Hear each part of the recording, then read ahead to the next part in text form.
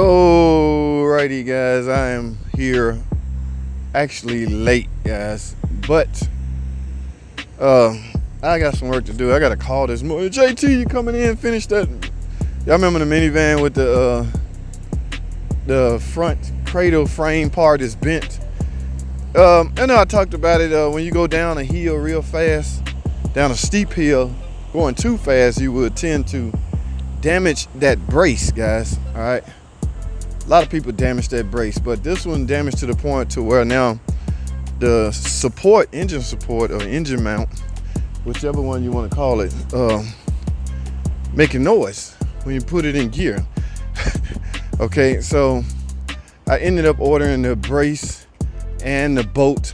They sell all those parts in, so they need me to get in here and do it. So we about to find out, guys. Let's get inside the shop now. I'm late, so y'all be quiet so I won't get busted.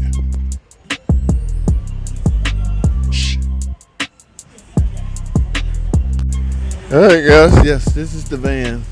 Hey, here's my parts. All right, so let's go over these parts right quick. What do we have here? Looks like your typical filter. Yes, you do I'm gonna drop the pan. I'm gonna go in with a new filter. Okay. Now, only reason I'm replacing the pan, guys, is because it's damaged. That's the only reason you should ever have to replace a transmission pan. Now, I do not go in with a gasket. In fact, we never use gaskets on the TE front wheel drive transmission, 62 TE or the 41 TE. We've always used RTV. Now, there are some shops, when you go in to buy a transmission service kit, they will give you a gasket package and a filter. That's all fine and dandy, guys, but I'm here to tell you that you may end up with a leak, guys. Those cork gaskets and those little rubber gaskets do not seal properly. So I've been using RTV for the last 2 decades. Yes, so we got a pan. And remember, guys, only because the pan damaged. Don't make it a habit out of just randomly replacing pans just because you don't like the way the pan look. Now, a special bolt, I guess, because it has the little rubber. This is the one we're gonna likely have problems out of, guys. Taking it out, removing it, okay, because they tend to seize, like they tend to get rusted. Number one, in a bad spot, guys. So they tend to get rusted and seize, and when you hit or go down the hill real hard and bang on it, you bend it. So you're not gonna come out straight, right? No. All right. So we got to get this out. This is gonna be a little task. What do we have here? Oh, the lines.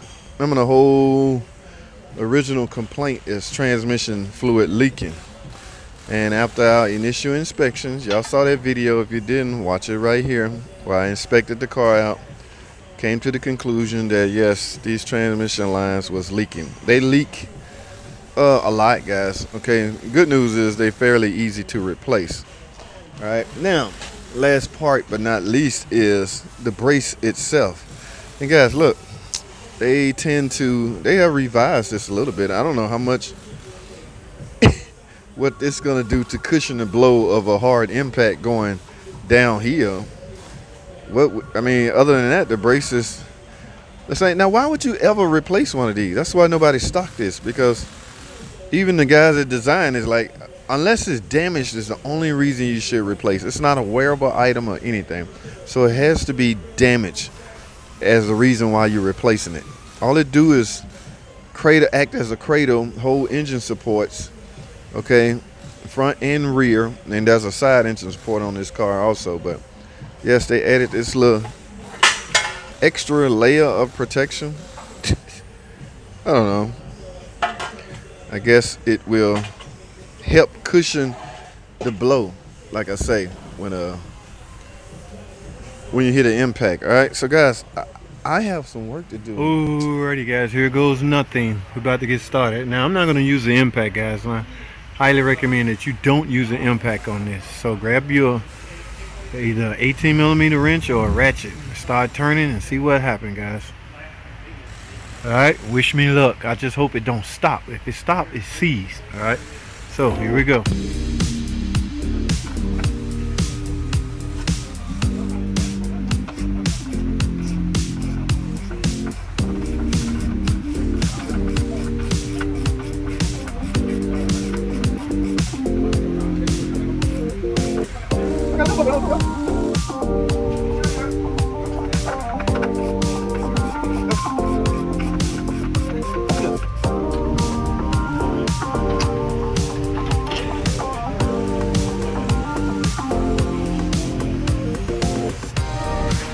Alrighty guys, this wasn't as bad as I thought it was gonna be.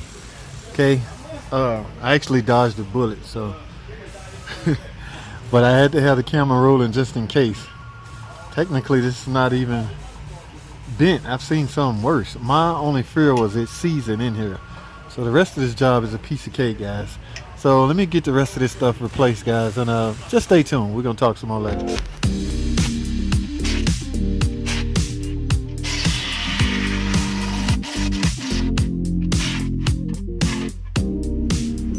Alrighty guys, I have it out. As you can see, no big deal. It's just been redesigned. Like I say, I think this revision is simply to protect the boat.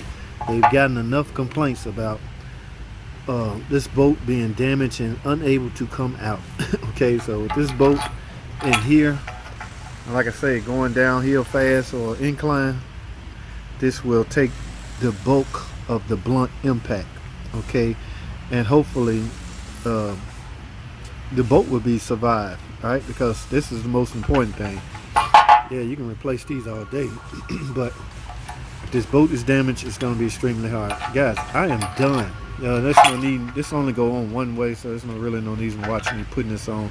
I just want you to know, guys, and who out there in parts? Ruley 73. I was looking. Please tell me I'm wrong. I saw somewhere where this boat was $58. Okay, now are you paying for the boat or just a little rubber cushion mount, little insulator? I don't know, but this complete boat was $58 freaking dollars. How is that so? I don't know. I'm just curious. I think Ruley in the parts. So look this up for me, Ruley. See what kind of rate this boat come up to. I find that a little disturbing. All right. I'm just getting. All right, guys. Let me. Y'all see what that is? A tap, guys. Yes, my new boat for some reason would not screw in there. You talking about panic mode again? All right, but I just happen to have a tap that would fit that. So I have since. Yeah, it's going all the way through now. I was over here worried, guys.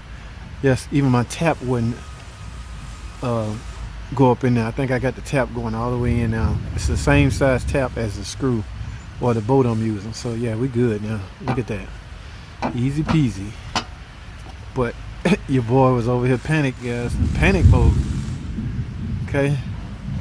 I don't know if you young guys familiar with a tap and die set. It's really used to repair damaged threads. Okay. But the key is going in with the same tap of the actual boat. Okay, let me get this out and show you. Yeah, even coming out, you got to be careful because you don't want to cock anything. All right, so here's my tap. Like I say, the key is to grab a tap that is the same thread as the boat. So if we set this right here, you can see that is a perfect match. Alright, or in some of them you can look at the, depending on your tap and die. My tap and die set is all over the place. But as you can see right there, that is a perfect fit. So now this boat, if I haven't damaged the tip of it, because I was about to dry this mug in, I was, ooh, yeah. Oh yeah. We're in business, guys. I'm telling you guys, oh, I was panicking over here. Yep, so all I need now is some light impact force, but I had to retap the thread. Now I'm gonna blow in there to get any of those shavings out, but okay, this time for real, guys. I'm done. That's a wrap. Oh, that's not too much of a damage, but guys, they didn't buy the mount, so y'all see that? I don't know, they ran out of money or what, but they did not. I wrote up 3 mounts. This is the front mount, there's a rear mount back there, and there's a side mount. So I guess they gonna come back and get the mounts done. It's weird because the labor is not gonna be, well, the labor will be a little different. This mount is fairly easy, but that rear mount, It's the perfect time to do that, but they chose not to for financial reason, I guess. But I'm done, guys. That's all I have. Thanks for watching.